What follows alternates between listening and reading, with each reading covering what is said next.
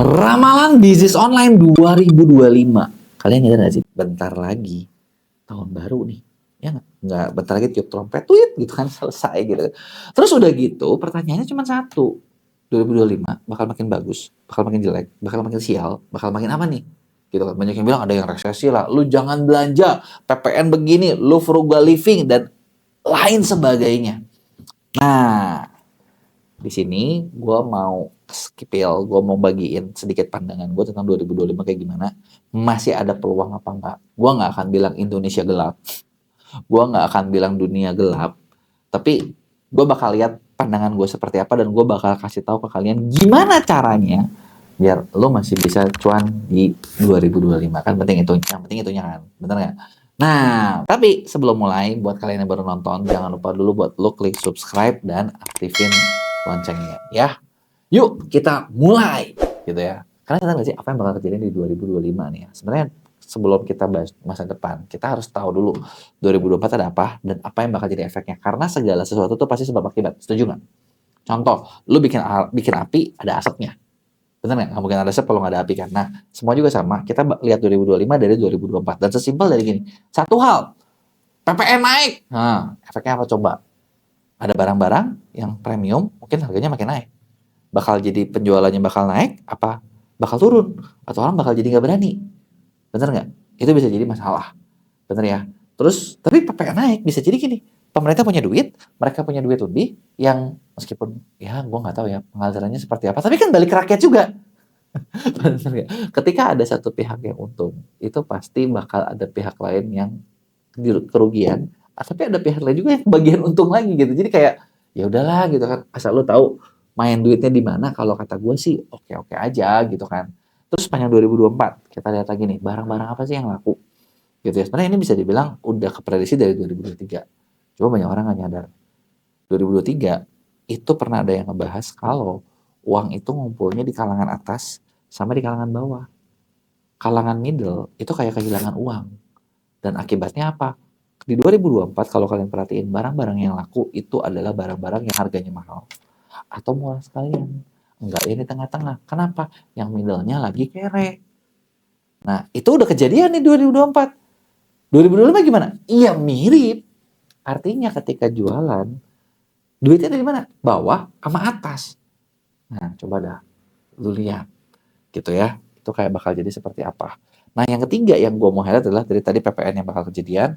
Kedua, orang selama ini duitnya pada laku di mana. Ketika kayak gini kan, yang kaya tambah kaya ya 2024. Betul nggak? Yang kere ceritanya mau naik ke tengah, tapi belum naik. Masih gitu kan. Tapi mereka lumayan lah. Gitu. Yang tengah, gue seret nih. Karena gue sering banget banyak denger ya dari teman-teman gue.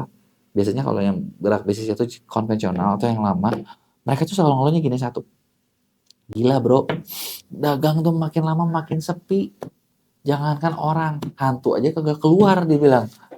Gitu kan, nungguin lalat nggak ada, nungguin hantu nggak ada. Ini gimana sih? Gitu kan, artinya kan ada yang lagi kalah. Bener ya? Nah, yang ketiga. Nah, yang ketiga nih. Kita lihat persaingan di online bakal seperti apa. Gitu ya. Kalau sepanjang 2024 kalian lihat, kalau gue lihat sih ya, yang biasanya toko-toko yang laku tuh ya, satu, iklannya gencar. Kedua, kreatornya banyak yang gede-gede. Gitu ya. Kreator sendiri lagi kaya. Mereka dapat banyak duit nih. Gitu kan. Nah, terus apa yang bakal jadi 2025? Gue udah lihat kilas flashback sedikit yang gue lihat ya. Apakah gue lihat ini pasti semuanya? Enggak juga. Tapi di 2025 yang bakal kejadian kalau prediksi gue kayak gini. Satu nih, kita harus jualan di mana? Tempat jualan sih kalau menurut gua nggak beda-beda jauh dari sekarang, gitu ya. Nomor 1, 2, 3-nya ya ujung-ujungnya Shopee, Shop Tokopedia, Shop Tokopedia kan TikTok ya. Kalau kayak Lazada dan lain-lain gimana? Gua ngerasa kalau yang gue lihat ya dari yang kita pernah kerja, yang kita kerja sama kita jalanin, kayaknya sih nggak sekencang yang lain ya. Terus gimana nih? Ya gua kagak tahu ya, gua kagak banyak bergerak di situ. Karena ketika kita coba kontak juga dari mereka tuh kayak ya cuek-cuek aja gitu kan, nggak bisa di approach. Jadi ya gue kagak tahu. Tapi kalau yang gue jual sendiri sih lebih susah dibandingin yang lain. Ya gue kagak tahu sama kalian gitu ya, gacor mana nih. Tapi kalau dari beberapa fitur ya, gue lihat top 3 ini masih tetap ini yang bakal kencang. Nah, ini yang pertama, tempat jualan di mana di sini, tetap di sini. Biaya admin gimana? Biaya admin ya seperti yang gue pernah bahas ya, biaya admin itu gimana pun makin lama itu kagak mungkin makin rendah, makin lama bakal makin tinggi. Kenapa? Sesimpel kayak lu lihat aja Amazon itu bisa ngenain biaya admin sampai berapa? Ya, semua e-commerce juga pengen untung sih ujung-ujungnya. Terus jadi kalau gitu jual gimana? Produk apa yang bakal laku? Produk yang bakal laku adalah kalian jangan jual produk yang generik, karena kalau yang generik jadinya nanti kita nggak ada bedanya. Jadi jualah produk-produk yang unik gitu loh, yang unik yang kalian bikin brand sendiri, kalian bikin beda sendiri, itu bakal lebih oke. Marginnya lebih bagus, bisnis kaliannya lebih sehat. Terus cara jualan kayak gimana? Cara jualan kalau menurut gua persaingan bakal makin ketat dibandingin 2024. Kenapa? Sesimpel kayak gini. Lu bayangin, kalau di 2000, ini yang gue rasain ya, sepanjang 2024 ya. COVID 2020, 2021, 2022, itu kan online lagi kenceng-kencengnya. Tapi di sini gue ngerasa banget di 2021, 2022 itu banyak yang kenceng itu adalah banyak UMKM, banyak produk-produk yang apa ya, maksudnya banyak produk-produk yang memang mereka bikin segala macam, wah kenceng deh, gitu kan. Nah, 2023 itu udah mulai makin banyak brand, makin melek dan mereka berani investasi ke situ. Karena selama ini kayak mereka, gue pakai jalur biasa aja deh. Terus mereka ngelihat yang online, yang apa ya, yang UMKM kayak, brand apaan nih? Gue kagak kenal. Omsetnya lebih gede dari mereka. Gue bahkan belum lama pernah ngobrol sama satu orang yang dia itu banyak banget megang brand-brand nasional dan multinasional. Terus cerita kan, kayak, lu pernah megang brand apa aja? Gue sebutin beberapa brand yang gue kerjain dan hasilnya menurut gue fenomenal. Kenapa gue bilang fenomenal? Karena brand-brand ini tuh omsetnya belasan miliar gitu loh. Di atas 5 miliar sebulan gitu. Tapi ketika gue sebutin namanya, apaan tuh? Dia kayak ngerenyet banget gitu, kayak, kecil banget tuh, gue nggak pernah tahu gitu, dia bilang. Terus gue bilang gini, kok bentar dulu. Ini omsetnya segini loh. Anjir, dia bilang, gila, brand yang gue pernah pegang ini gede aja kagak nyampe segitu. Di situ kayak, dia juga kayak, oh ternyata yang kecil-kecil ini bisa gede di sini ya. Dan banyak yang mulai makin sadar, jadi brand-brand besar mulai banyak yang masuk ke pertarungan di situ. Yang akibatnya apa? Lu lihat sendiri. Satu, official store makin banyak nih yang brand-brand gede. Dan efeknya apa? Tadi gue bilang di awal, kalau lu cuma jadi distributor atau lu jualan punya orang, yang gedenya juga punya brand ini sekarang ikutan main. Bikin official store. Kalian kalah lah. Bener nggak? Kecuali lu udah bikin official store duluan. Ngomong-ngomong buat kalian ya, yang punya produk, yang mau bikin official store, kita bisa bantuin. Ada yang mau dibikinin gak nih? Udah cukup banyak yang lolos dan ini boosting banget. Salah satu rahasia. Gitu ya. Nah, jadi yang gede mulai ikutan. Artinya persaingannya, lu bukan cuman lagi kayak sesama distributor, sesama toko, bahkan sama yang punya barang. Ya kan? Nah, official store itu sesuatu yang wajib. Terus persaingan apa lagi? Persaingan iklan. Kalau kalian ngerasa selama ini itu tuh kayak, aduh gue iklan udah keluar nih, gue udah untungnya tipis segala macam. Tahun depan mungkin bisa lebih keras. Mungkin bisa lebih keras. Kenapa gue bilang bisa lebih keras? Karena gini, biaya iklan, kalau yang gue tahu ya, itu tuh belum lama kan gue ke China nih. Jadi di situ diundang sama TikTok, belajar dari yang perusahaan yang ada di China. Gue banyak ngobrol di sana. Gue tanya dan mereka tuh semua sepakat dengan satu kata, satu suara, yaitu adalah biaya iklan makin lama pasti makin mahal. Makanya ketika lagi cuan sekarang, hajar segede-gedenya. Terus gue pikir kan, tapi ini kan nggak matching ya sama, apalagi logika orang Indonesia yang mikirnya, oke, gue modal 10 juta jadi 100 juta. Terus gue harus ngapain ya? Udah aja pengennya 10 juta, 100 juta, 10 juta, 100 juta. Hidup gue udah tenang, jangan diganggu dan pengennya gitu selamanya. Itu tidak mungkin terjadi, dia bilang. Kalau lu 10 juta, 100 juta, naikin jadi 100 juta. Masih dapat 1 miliar nggak? Atau turun-turun ke 800 juta masih oke lah. Kalau masih untung, naikin lagi budgetnya.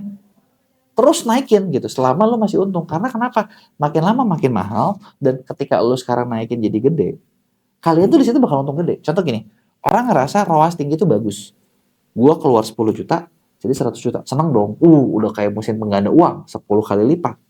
Tapi lu sadar nggak? 10 juta jadi 100 juta. Untung kalian, selisihnya itu baru 90 juta. Ya kan?